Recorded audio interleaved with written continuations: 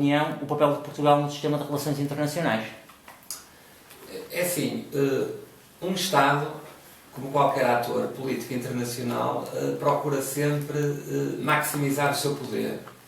E o poder muitas vezes é exercido no sentido de salvaguardar aquilo que são o seu território, por exemplo, de defender os seus valores. Isto é, um Estado pode estar na defensiva no sistema internacional, ou um Estado, e isto acontece ignoradamente com os Estados que são mais influentes, mais fortes, tentam impor aos outros os seus próprios valores. E aquilo que temos assistido no sistema internacional é que Estados como os Estados Unidos da América, ou a Rússia, ou agora a própria República Popular da China, tentam impor os seus valores a uma escala que no passado era, sobretudo, regional e hoje a uma escala global. Um país com as características de Portugal procura, sobretudo, salvaguardar os seus interesses. Hoje os interesses são basicamente de natureza económica e social, e um Estado, quando não consegue sozinho alcançar os seus objetivos, procura fazê-lo através das alianças. E Portugal, e a história de Portugal é um exemplo disso, é um caso de geopolítica na medida em que se procura aliar com aqueles que a priori lhe permitem salvaguardar os seus interesses. Estou-me a lembrar uma das mais antigas alianças do mundo, costuma-se dizer que é a Aliança Luso-Britânica, não é? Que tem a sua origem no Tratado de Windsor, que é um tratado que remonta ao século XIV, 1386. É uma aliança que foi celebrada à época, tendo como objetivo, sobretudo, defender o território português da ameaça castelhana, da ameaça depois espanhola. Mais tarde, já por alturas da Segunda Guerra Mundial, Portugal celebrou um acordo com os Estados Unidos, foi membro fundador da NATO, os Estados Unidos instalaram uma base militar nos Açores, Portugal sempre ligado à potência marítima dominante. Objetivo, salvaguardar os seus interesses estratégicos. Mais tarde, quando deixou de ter um império que lhe garantia alguma sustentabilidade interna e alguma capacidade de fazer face a um vizinho, a Espanha, 5 vezes maior em território e 4 vezes maior em população, Portugal, sem um império, integrou as comunidades europeias. Portanto, a procura de um país como Portugal tem sido sempre, através das alianças, através de equilíbrios, alcançar os seus objetivos, que têm sido a soberania, em primeiro lugar, garantir a independência, um facto que na Península Ibérica só Portugal conseguiu e que outros territórios, como a Catalunha, ainda ambicionam tê-lo, e, por outro lado, alcançar objetivos de natureza económica, política, como é o caso da integração europeia. O professor definiu um original conceito estratégico nacional que está assente em 3 triângulos estratégicos. Gostaríamos que elaborasse um bocado acerca disso. Certo. Os triângulos estratégicos é uma forma, digamos assim, porventura mais simples de nós apresentarmos determinados objetivos estratégicos, é concebê-los de uma forma quase gráfica, digamos assim. E o nosso território é um território que tem uma parte peninsular, na Península Ibérica, continente, mas também tem 2 arquipélagos, o arquipélago da Madeira e o arquipélago dos Açores, que são muito importantes do ponto de vista geoestratégico. Basta dizer que Portugal só foi membro da NATO em 1949, membro fundador, devido ao facto, não do regime, porque o regime era autoritário, portanto, por aí Portugal não deveria ter sido membro fundador, mas devido à importância geoestratégica do seu território e, sobretudo, dos Açores, situados no centro do Atlântico, numa altura em que não havia, os meios aéreos não tinham a autonomia de voo que têm hoje, em que o controle dos submarinos no Atlântico Norte era fundamental. Portanto, Portugal foi membro da NATO devido à importância geoestratégica do seu território. Depois, mais tarde, tivemos, em 1989, a aprovação da Convenção de Montego Bay, que é a Convenção das Nações Unidas do Direito do Mar, e que trouxe uma outra novidade, é que deu aos Estados costeiros soberania e jurisdição sobre os espaços marítimos.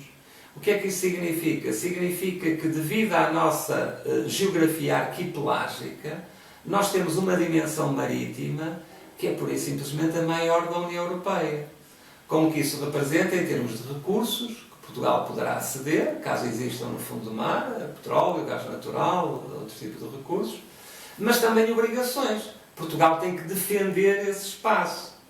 Defender do ponto de vista ambiental, defender do ponto de vista da criminalidade, um conjunto de obrigações. Isto é, o triângulo estratégico nacional composto por este tripé, continente, Açores, Madeira, é fundamental, quer em termos de uma política de desenvolvimento, virada para uma economia do mar, quer em termos estratégicos.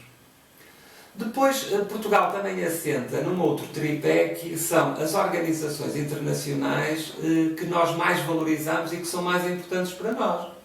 Desde logo a União Europeia. A União Europeia, porque tem um caráter supranacional no domínio da União Económica e Monetária, é fundamental para nós. É, digamos assim, a nossa fronteira económico-social. Mas se amanhã houver um conflito que ameace Portugal, e hoje, infelizmente, isso poderá acontecer, basta ver aquilo que está a acontecer em termos de terrorismo internacional, não é a União Europeia que tem capacidade militar. Nesse caso, é a Aliança Atlântica, a Organização do Tratado Atlântico Norte, que eu há bocado citei, e da qual somos membros fundadores. Através da evocação do artigo 5º, um Estado-membro que for alvo de algum ataque, digamos assim, pode ser objeto de uma defesa comum no âmbito da NATO. E essa é a nossa fronteira de segurança. Uma fronteira que hoje não valorizamos, porque felizmente não sentimos nenhuma ameaça, mas caso a sentíssemos, passávamos a valorizá-la.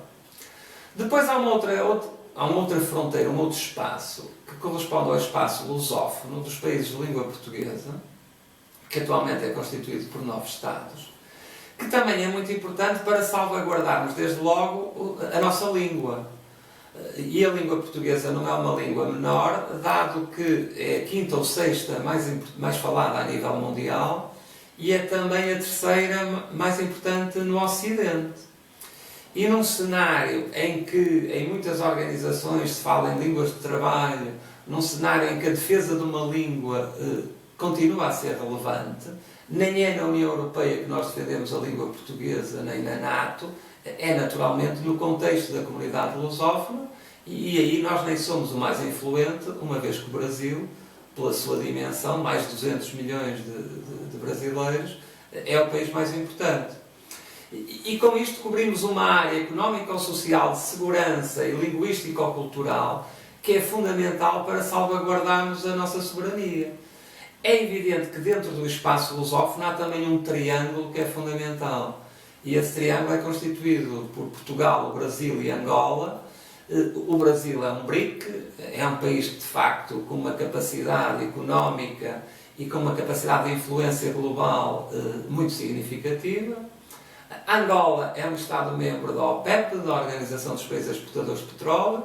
É um país que, apesar de ter dificuldades conjunturais, tem também uma capacidade, um potencial muito elevado. E Portugal, por ser Estado-membro da União Europeia, por ter uma estabilidade em termos de regime e de democracia já bem consolidadas, é também uma componente deste tripé que pode ser relevante do ponto de vista não só da defesa da língua portuguesa, mas também em termos económicos. Ainda por cima estamos a falar de países que têm todos eles uma zona económica exclusiva muito vasta. Ora bem, em termos estratégicos, é necessário que um país como Portugal aposte permanentemente nestes 3 grandes espaços, embora conjunturalmente pode necessitar mais de um deles. Por exemplo, nos últimos anos estivemos sujeitos a uma intervenção, a uma ajuda externa por parte da União Europeia e do Fundo Monetário Internacional. Naturalmente que aí foi fundamental a União Europeia. Se amanhã estivermos sujeitos a uma situação em que a nossa segurança esteja em causa, será a NATO. Se queremos ter alternativas, por exemplo, a um eventual fracasso da União Europeia, podemos encontrar essa alternativa no espaço lusófono ou, de um ponto de vista até mais amplo, no espaço ibero-americano, congregando também os países de língua hispânica, de língua espanhola. Isto é, um Estado tem que ter sempre, do ponto de vista estratégico, alternativas. e é bom que Portugal tenha de facto consciência disso e que o seu conceito estratégico de defesa nacional, ou que o seu conceito estratégico nacional, reflita essa política de alianças que é fundamental para nós. E é, portanto, aquilo que o professor define como a tal exigência de geometria variável. Exatamente, a geometria variável tem a ver com isso mesmo. É que nós podemos nos aproximar mais da União Europeia, mais da NATO, mais da CPLP, consoante as necessidades. Digamos que a geometria está mais próxima ou mais distante. E nós podemos, circunstancialmente, em função daquilo que acontece no mundo, precisar mais de um espaço, de um grande espaço, do que de outro. Agora, não podemos é desinvestir em nenhum deles. Porque se desinvestíssemos, quando precisássemos, podíamos não ter o apoio necessário, não é? Então, o professor concordaria com a ideia de que a dimensão de Portugal não se mede apenas pelo tamanho do seu território físico, mas pelo tamanho também destas alianças, destes triângulos que consegue estabelecer na geopolítica? Certo, porque o conceito de soberania mudou, não é? Já não estamos na época em que os Estados procuravam, digamos assim, ter tudo no seu território. Mesmo que fosse mais caro produzir um produto, haveria que produzir cá porque havia que limitar as importações. Não estamos nesse tempo, não é? Embora os últimos sinais às vezes nos digam que não quer dizer que não voltemos a esse tempo, não é? Mas Portugal convém de facto apostar nesses grandes espaços. Porquê? Porque a priori beneficia com isso. Convém termos a noção que Portugal não é um país pequeno. Primeiro, em termos europeus, da União Europeia, somos um país médio. Basta ver o número de deputados que temos no Parlamento Europeu, ou em órgãos como o Conselho Económico e Social, no Comitê das Regiões, nós estamos no meio. Mesmo em termos de população, na União Europeia, nós somos um Estado do meio. Em termos de território, ao incluirmos o mar, nós estamos, de facto, entre os maiores Estados da União Europeia. Agora, isto só tem significado, como é evidente, se nós também tirarmos algum partido disso. E por isso é preciso haver políticas públicas e política de incentivo ao setor privado, no sentido de tirarmos benefício desse estatuto. Portanto, em termos geopolíticos, é fundamental para um Estado garantir o seu poder, maximizar aquilo em que tem mais potencial e minimizar aquilo em que é mais frágil. E isso compete naturalmente, em primeiro lugar, ao poder político, mas também compete, eu até se calhar arrependi-me agora de dizer em primeiro lugar, compete sobretudo a uma opinião pública, a uma cidadania bem informada. Porque nós só temos, de facto, um poder político que cumpra com aquilo que são os ideais do interesse nacional, se tivermos uma opinião pública capaz de pressionar, capaz de escolher os melhores, e, portanto, e aí a academia e um curso como a de Ciência Política ou um curso de Relações Internacionais são fundamentais para a formação dessa consciência, porque temos que ter noção de que só cidadãos informados é que são capazes de gerar uma nação pródiga, não é? E como sintetizaria em termos geopolíticos o século XX português e como lê o século XXI? Se há grandes diferenças ou se há constantes que permanecerão reaparecendo ao longo do século XXI que podemos identificar como tendências também do século XX? Há constantes e há diferenças. Eu diria que a grande diferença é que o século XX português foi muito marcado pelo regime autoritário, pelo salazarismo, e pela sua política de defender com todas as suas forças, digamos assim, o Império. Portanto, o Portugal colonial. E não deixa de ser curioso que Portugal foi dos primeiros colonizadores e foi, porventura, o último, portanto, aquele que mais tarde procedeu à descolonização. Isso, naturalmente, que teve custos. Teve custos em termos do atraso, sobretudo industrial, tecnológico, que o país teve. Mas também não deixa de ser curioso que o mesmo regime autoritário não deixou de integrar organizações do chamado mundo livre. Já referia a NATO, em 1949, mas poderia referir também a EFTA, a Associação Europeia de Comércio Livre, em 1960. Grande parte não. todas estas participações dessas organizações foram muito influenciadas pelo Reino Unido. E é bom falar no Reino Unido, porque a seguir, no século XXI, vou fazer de novo referência ao Reino Unido.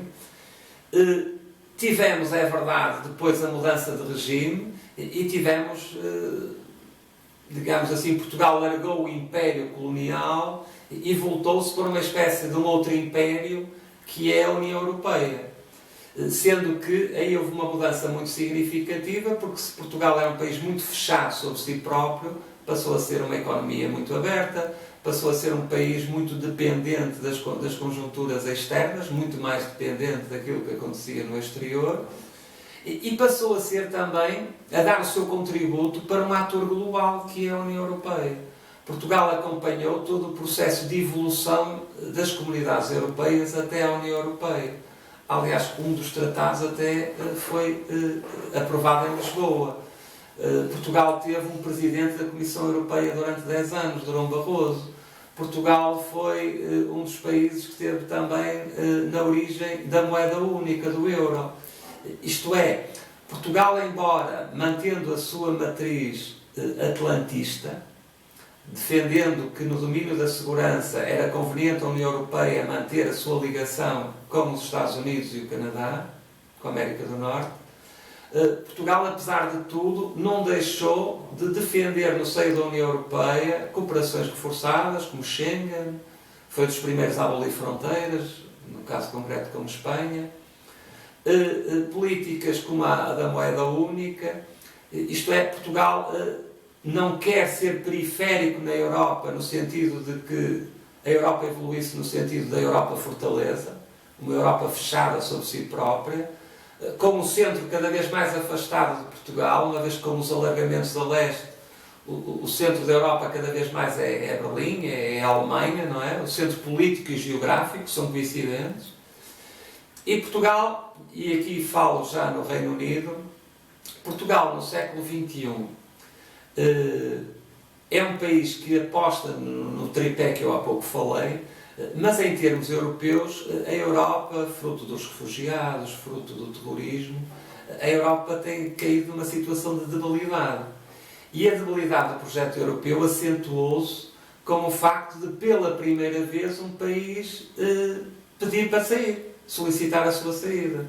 Portanto, dos alargamentos que tivemos desde a Europa dos 6 até a Europa dos 28, temos agora uma espécie de um retrocesso. Não sabendo nós se outros países não poderão seguir as pisadas do Reino Unido. Basta ver, estamos a poucos dias das eleições francesas e alguns dos candidatos que aparecem à frente nas sondagens defendem isso mesmo. Na própria Holanda houve um partido que por acaso não ganhou as eleições, mas também com posições bastante eurocéticas.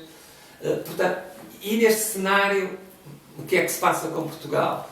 Ora, Portugal tem tido no Reino Unido, embora Portugal não defenda propriamente as posições eurocéticas que muitas vezes o Reino Unido defende em termos de políticas internas, Portugal é um país que, muito alinhado com o Reino Unido em termos de defender o elo transatlântico, a ligação União Europeia e Estados Unidos, basicamente.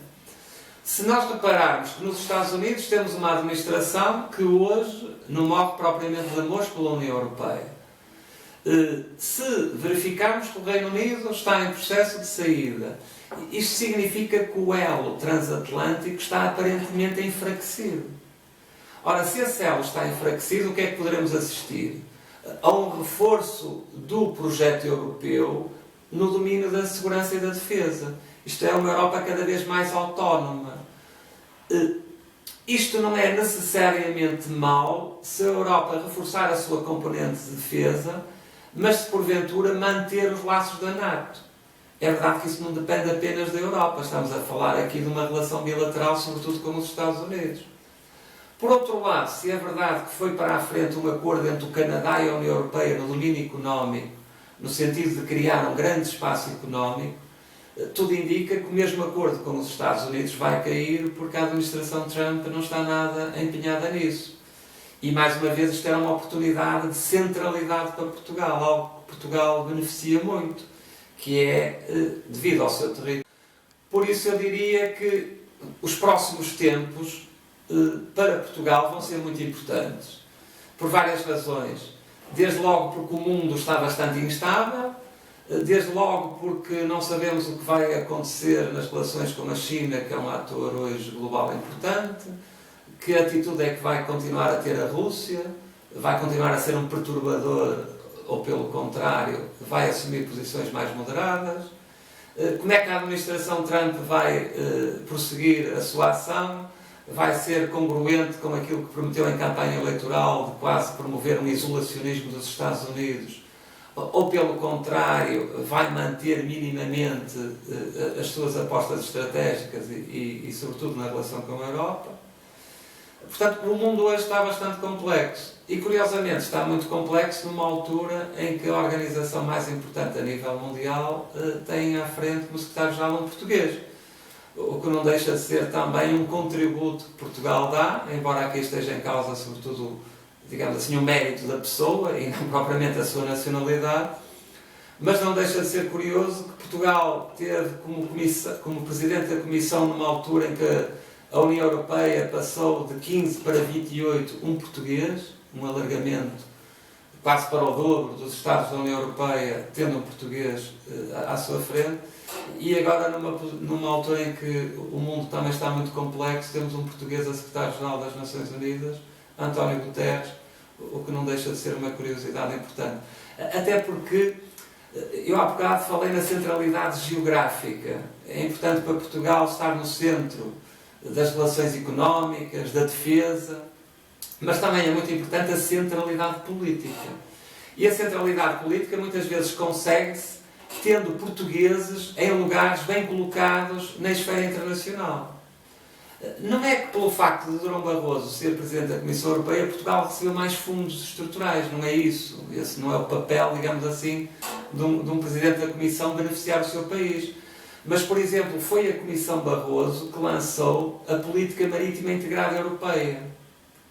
Até Barroso chegar à Comissão, para a União Europeia, mar era igual a pescas. Depois, com Durão Barroso, o mar não foi apenas pescas, o mar passou a ficar no mapa. Ora, o país que tem mais mar na União Europeia, que é Portugal, saiu beneficiado com isso. Portanto, são estas pequenas coisas, que não são pequenas, que de facto são grandes, que é importante termos cidadãos que têm uma visão, digamos, e no caso de Portugal, devido à sua história, Portugal muitas vezes é falado como um país pioneiro na globalização devido aos descobrimentos. Isto é, para nós o mar tem um significado que não é apenas um significado económico, pescas. Para nós o mar tem um significado político. O mar foi fundamental para nós, se calhar, sermos independentes face à Espanha. E é este significado político que quem tem a nacionalidade portuguesa também lhe dá ao mar e que Durão Barroso deu no caso da União Europeia. É um exemplo de como é importante termos cidadãos nacionais bem colocados em cargos a nível europeu e mundial. Finalmente, gostaríamos de saber se o professor Palmeira tem uma mensagem, um conselho para os estudantes de Ciência Política, desde logo aqui na Universidade, mas tomando em geral as preocupações do mundo. Eu não gosto de ter assim, uma atitude paternalista sobre ninguém e muito menos sobre os estudantes, mas como de resto já há pouco referi quando falei na necessidade de haver uma informação e uma formação para que as pessoas contribuam através de uma cidadania ativa para que um país de facto progrida. Eu acho que se isso é exigível a qualquer cidadão, mais será a alguém que estuda ou que está no domínio da ciência política. Porque a ciência política deve ser um espaço, desde logo, de compreensão do mundo em que vivemos e deve ser também um espaço que ajude a melhorar esse próprio mundo. E cada um, à sua medida, pode dar o seu contributo. Pode dar o seu contributo numa primeira fase, tornando-se, portanto, mais conhecedor do mundo onde vive, e numa segunda fase, uma vez que tem a oportunidade de debater estas questões, dar o seu contributo através da tal cidadania ativa. Portanto, aquilo que eu diria é que os estudantes de ciência política têm um papel que é fundamental, que é, no fundo, devido à área científica onde estão inseridos, lidam mais de perto com fenómenos que são os fenómenos que interferem com o dia-a-dia das pessoas. E, portanto, se puderem ter uma influência nesse dia-a-dia, no sentido construtivo, no sentido positivo, no sentido, por exemplo, de alertar para situações que podem conduzir a cenários que não são aqueles que, se calhar, que nós queremos, através do exacerbar dos populismos, por exemplo, através do aparecimento de regimes, mesmo às portas da Europa, como na Turquia, ou dentro da Europa, como na Hungria e na Polónia, regimes que se autodenominam de iliberais. Isto pode ser uma ameaça, desde logo, ao projeto europeu, e se o projeto europeu estiver ameaçado, se calhar é o futuro de todos nós que também está ameaçado. Muito obrigado, professor Palmeira, pelo tempo e pelo conhecimento disponibilizados. Tive muito gosto.